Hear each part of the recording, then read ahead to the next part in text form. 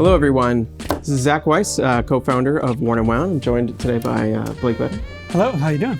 And well, we just have a bunch of new Tudors here. These are all Tudor watches that have come out in the last year. They are all sub 40 millimeters. They have that in common. Yeah. But they also all offer something a little different. We've previously done sort of overviews of like the Black Bay collection. Occasionally we just get like a mass of these watches in the office and it's fun to do video. But this time we actually have three watches that really kind of offer distinctive qualities. The highlight here obviously is the newest iteration of the Black Bay 54, which is the smallest Black Bay they've ever made. This is 37 millimeters. At a glance, I think it's easy to just kind of like see this as the same old thing that they've been doing.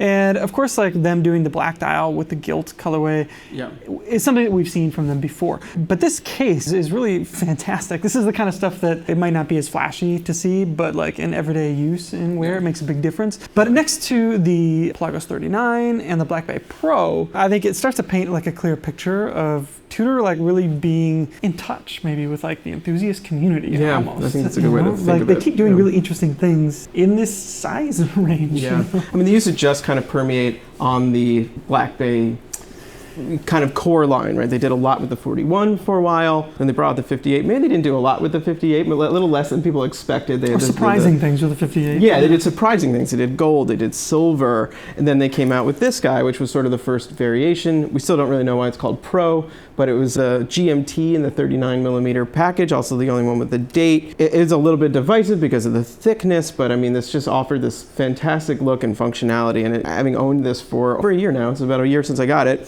a staple in my collection. It's that kind of watch. You can tell that they really pay attention to the ergonomics of these watches. They're not afraid to kind of like play in this size space. And there's certainly nothing in terms of like the personality that's lost at this size, and I think it like translates really well. And then of course all of these are just pretty fabulous on the wrist.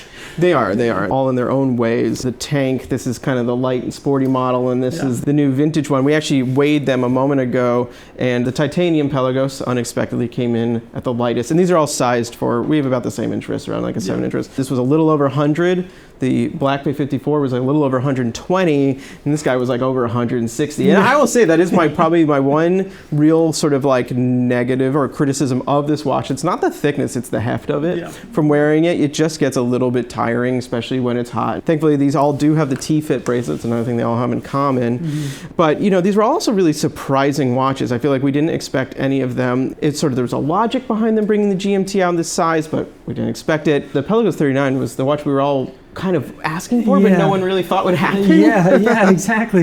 And they seem to be kind of like going further into the rules that they've set for each of these collections, like the riveted bracelets here on the Black Bay line, and of course the non-rivets, and the use of titanium in the Pelagos line. You know, I think we always end up in like, boy, it'd be really great to have like a little bit of this one and this one, or a little bit of that one and this one. But I think they're kind of like drawing some clear lines here with how they plan to move forward with these collections, and even like what kind of color schemes. I know we thought for a while, for surely we're going to see more colorways in the Black Bay 58 in steel, and it's just been those two, which is pretty much this.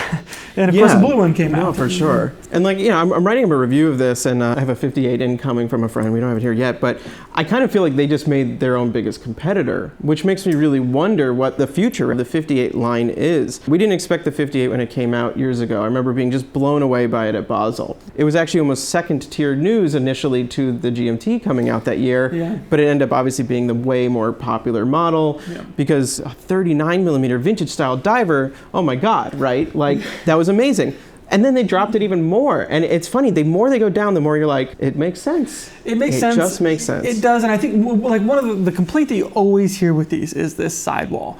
Like there's no like kind of shape to it. It's just a vertical wall all the way down. So of course, like the further that you scale these down, the better it gets, like naturally. So this is in the territory of the, it feels like you don't notice it, you don't think of it like that. It just looks like a very classically styled case. You know, it's got the slight chamfer on it even. It looks like a very thin watch. I think most of its thickness maybe comes from the bezel assembly and the domed crystal. Yeah, there's a couple of things protruding up. You have an attractive crystal there. Also, we're noting that their case backs protrude more than others, because of how their tooling works. So rather than being like an indent into the case back, they actually have to have something that comes out so they're going to get that grip, which oddly actually probably adds quarter mil, a half mil maybe. But if you looked at this from the side, just at the side of the case, you'd swear it was like a 10 millimeter watch. It looks like that, and it honestly like wears like that.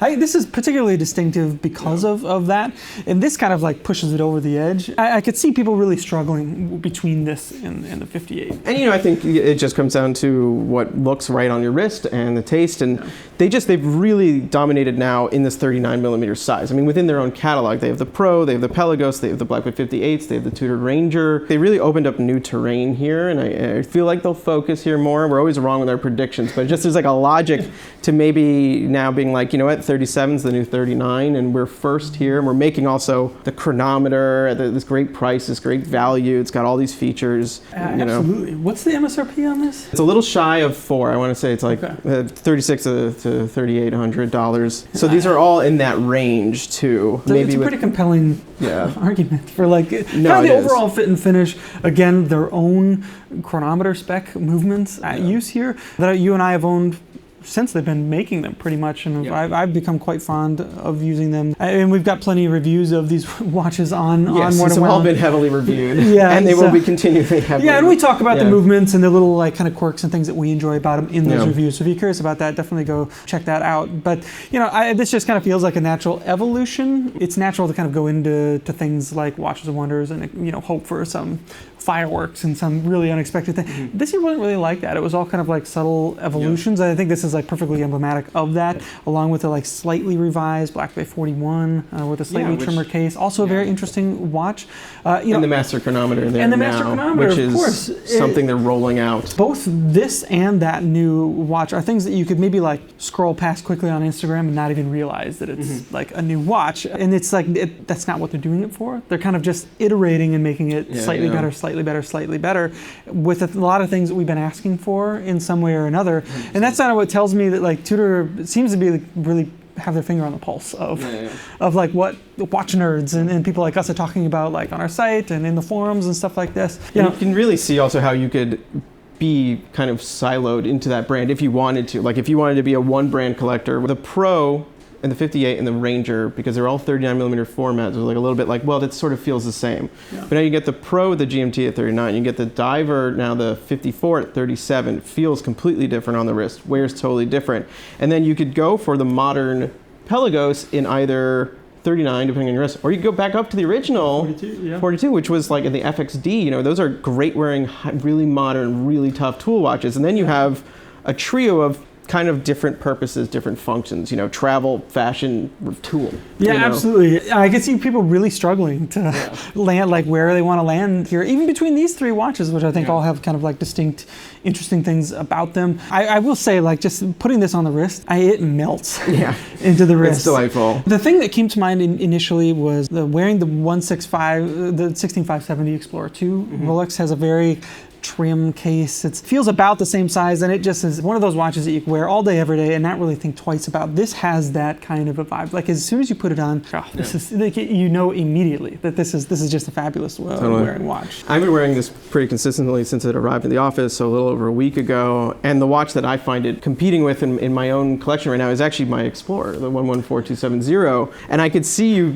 honestly having to pick between those two because they're ultimately like very classically styled three-hand watches.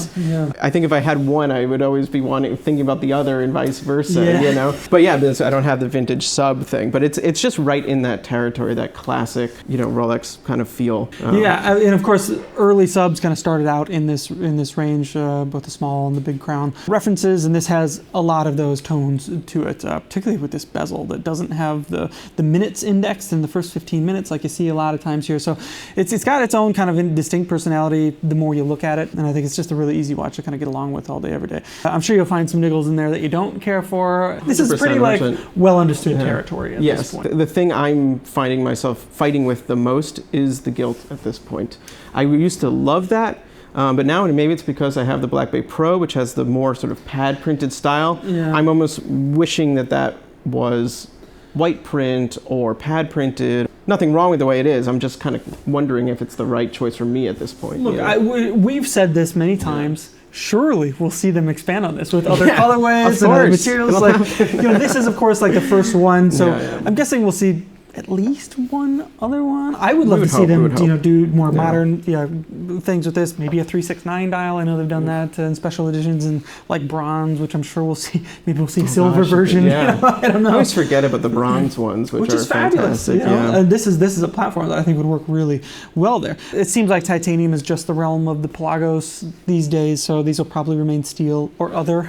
Yeah, steel or silver or sterling or silver. gold. Why not? You So I'm yeah. excited to see like where this might go. I'm also excited to see how this might evolve. The Black Bay Pro. This is still the only version of that watch that we've seen. This is still the only colorway of the Pelagos 39 that we've seen. As you mentioned, these are all like relatively new watches they're all pretty- and the kind of first of their types. So I think all three of these watches have a lot of room for exploration.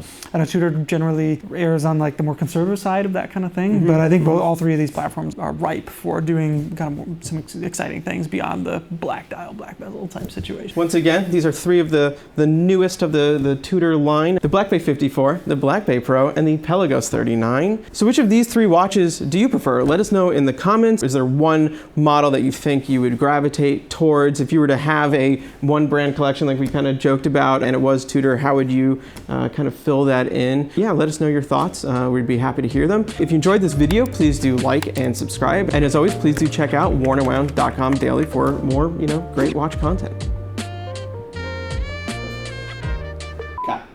Cool. Very nice. It's so nice. It's just I so agree. nice.